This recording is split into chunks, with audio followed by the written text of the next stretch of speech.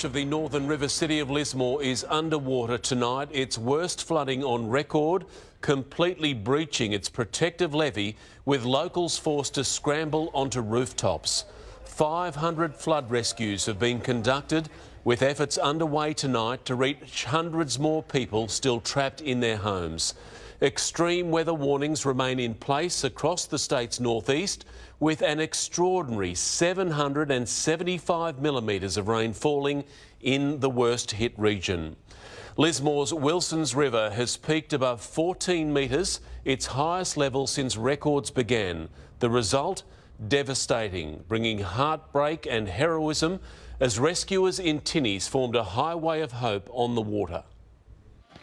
All day they came and went, so many boats that other volunteers were turned away, and they were carrying precious cargo. We've lost heaps except for what we've got on our backs and in our hands. And what is in your hands is pretty important. Yes. Just like so many families, they were stranded in floodwaters for more than 12 hours. I just can't describe it, The young, the old. Are you okay, ma'am? I have tanked them under. Their children and their pets. It's shaky. You're 83 years old? Yeah. You've never seen anything like this? No, never. Not for any of his 83 years. In fact, not since records began in 1870 has Lismore been swamped like this. The 1974 record was just over 12 metres. Today, it pushed past 14. It's 74.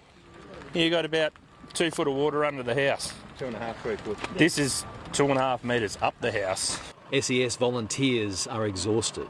Our town, our home, just gone. The lady just said a house washed away. I feel devastated for these poor people. Evacuations began 2 a.m. An hour later, the levee would burst, Lismore was going under, and the SES would receive hundreds of calls from in and around this small northern town. Our house is up on stilts down there.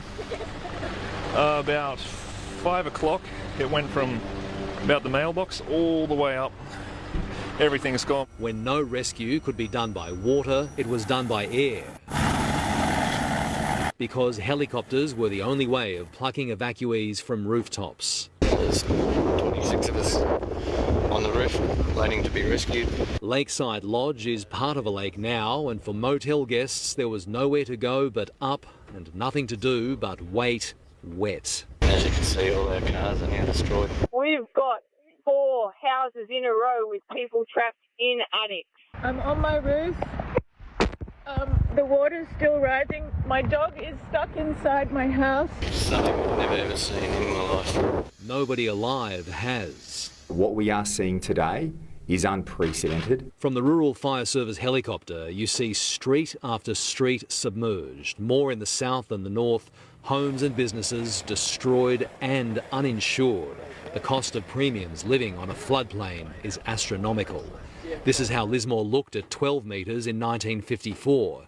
It will always look like this at some stage when La Nina comes to town. There wasn't enough time for this water due to the 2 La Ninas in a row to be released, to be ejected into the ocean. We have a higher probability of flooding. There is a lag effect with all this extraordinary rain, with the high mountain ranges around Lismore. It's going to keep on falling into the township over the coming days as we see rescue after rescue after rescue. The rain is simply relentless, more than 700 mils since last Wednesday, and it's anticipated a further 150 will fall by midnight tonight.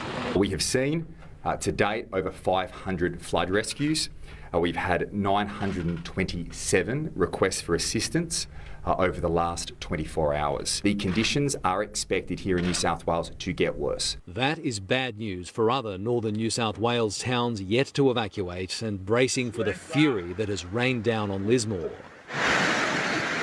There is moderate flooding in Grafton, where the Clarence River could reach 7.5 metres this evening. Homes and shop fronts are being sandbagged. For those with nowhere to go, an evacuation at Southern Cross University and hospitality from the Salvos. I don't really have any relatives that I can go to that aren't also flooded. The boys here, girls, doing a great job, very welcoming. And let's go live to Robert Ovadia, now on board with a rescue crew in Lismore. Rob, how many more people are still waiting to be rescued this evening?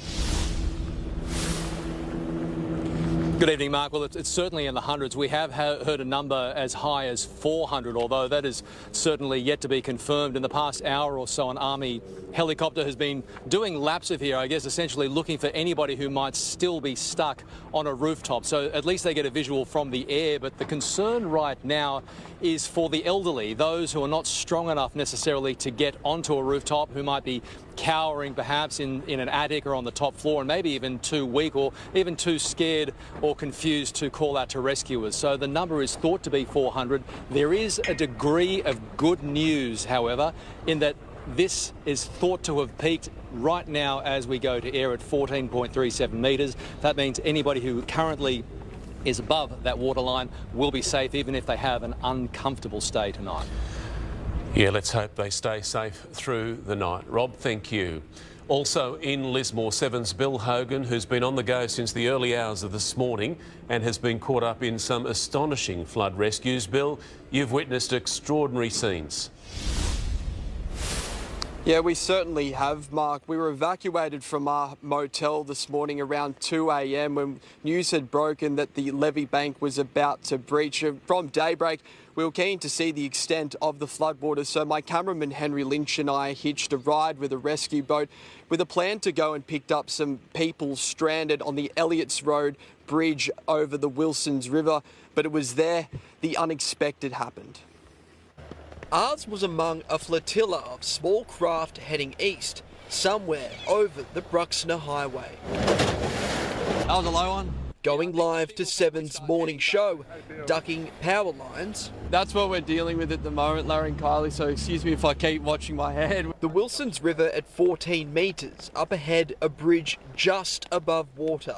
Dozens eager to be taken off. We're just arriving at the bridge now where a lot of people are waiting to be rescued. A traffic jam of volunteers. Then off to one side, an emergency. Rescuers needing rescue. We've just been alerted there's a tinny's just been flipped over and people have been washed away. 2 people struggling to stay afloat. And they're in real trouble out there. That water is moving up to 10 knots, maybe more. Clinging desperately to power lines, thankfully not live. We're going to stay with you, Bill. That's a very difficult rescue to effect. The SCS volunteers are rushing out there now. They're just calling out for some more help. This is the danger and we're seeing it unfold right now. But those in the water too exhausted to clamber aboard. They're in real trouble here. It looks like the person probably hasn't got enough energy to pull themselves up. A ski boat bringing an inflatable tube. There's a donut there, so there's a few more hands on deck. But the pair still in real danger of drowning. Just doesn't have enough strength to get up. As you can see, he's just got nothing left here. After 10 minutes, one is dragged into the ski boat. So scared. He's so scared. The other man clutching the bow of another boat. That's as dangerous as it gets, somebody hanging onto the front of an outboard engine boat. Finally delivered safely. Real heroics from everyone involved there. Our mission, this elderly couple, cold, wet, exhausted. Let's get you on board. His wife made it. 86-year-old John struggling with arthritic hips. That's your leg. There you go. Forced to abandon their home 56 years, but happy to have hitched a ride. It's worth more money, mate. Yeah. What did I say about that? Mate, do you want to come to Sydney with me? The real heroes, people like our skippers, boaties and fishermen risking their lives. As you saw before, that tinny just went straight over. The conditions too dangerous for small boats. There certainly needs to be more resources because a lot of this reliance is on the people here to try and help other people, and that's where, you know, if this wasn't the case, it would be certainly a different story. And as we saw, a story almost with a tragic ending. In Lismore, Bill Hogan, 7 News. Now in Queensland, the death toll has risen with 8 people confirmed dead after what has been described as a weather event never seen before. More than 15,000 homes in Brisbane are underwater, thousands of people still stranded, after parts of the Sunshine State recorded a year's worth of rain in just a few days. If you've ever been to Brisbane, today you'd struggle to get your bearings. We accepted the risks, but in all honesty, we didn't expect the levels to come up this high again. Dozens of flood-prone suburbs submerged, an emergency response now in full swing. The Army's great and the police have been great. You should always be grateful for them. While the Brisbane River's height isn't record-breaking, the rainfall has been. We haven't seen this amount of rain in 3 days since 1840. 500 mils in 24 hours, causing a catastrophe likened to the last flood disaster. Deja vu, 2011, that's our second time. It wasn't meant to happen again. The city's landmarks are swamped, so too 15,000 homes. Evacuated our house at Graceville and moved to. I can't do it. It's too much. The house has gone under. Yeah. Yep. Hundreds of businesses and several schools are also underwater. My precious school's now flooded. The river so powerful it threatened to topple a crane on a barge that broke free. These houseboats hopefully unoccupied. Hold on to your phone. A lot of what's ending up in Brisbane came from here, the Bremer River, 40 kilometres west at Ipswich, another city going under. This area is completely cut off by floodwater. The only way to get in here is by boat. Thousands of people evacuated from homes. Some of these properties had been razed after the 2011 flood, not high enough. How's it feel now you've seen it? Sickening. This is probably the politest word to use.